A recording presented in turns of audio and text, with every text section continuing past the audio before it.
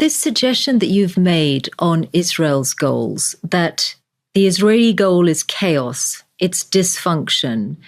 What would be the natural, obvious, well-documented effects of this? Migrant crises in Europe, further destroying Europe. Of course. That's always been an Israeli goal, destroy Europe. Yes.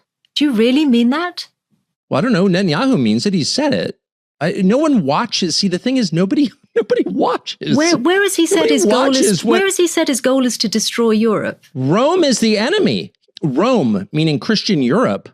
The Prime Minister of Israel has said this on camera. I would refer you to the internet. You should watch it. It's fascinating. Why would Rome... Don't you think he's talking... Don't you think he's making a reference to history and the Romans destroying the temple rather than present-day Rome in Europe? Why would... Well, I don't know. Why would something that happened in 70 AD be relevant for a secular, modern head of state? I don't understand that. Like, what is he saying? I mean, look, the worldview here is totally different. That same prime minister has said repeatedly that we are fighting Amalek. And people are so biblically illiterate, they don't know what he's referring to. He's referring to the Amalekites.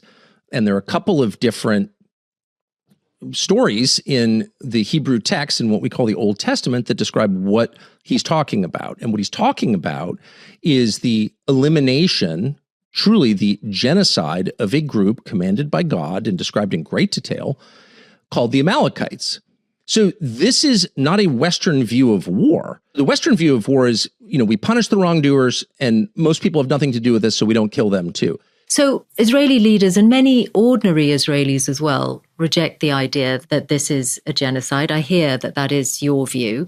I will just say that the idea of fighting a war in a just way is not simply a Western idea. It's not only a Western Christian idea that there are limits to war and you only strike in self-defense. I'm a Muslim and I can tell you that actually if you read the Quran, that idea is there as well. So it's not a purely Western concept. Oh, I wouldn't claim that it is a purely Western concept. My point is it's the basis of Western civilization. And to the extent that other civilizations share that view, I applaud it, of course. And by the way, you say that some Israelis don't think it's genocide. Well, everybody else on the planet, so far as I can tell, looking at the facts, concludes it's genocide. I don't know if there's any other group on planet Earth who doesn't see this as genocide. Many governments don't see it that way. Your government doesn't. The British government doesn't. Well, your government and my government are paying for it. So, of course, they're implicated in the genocide and they share the guilt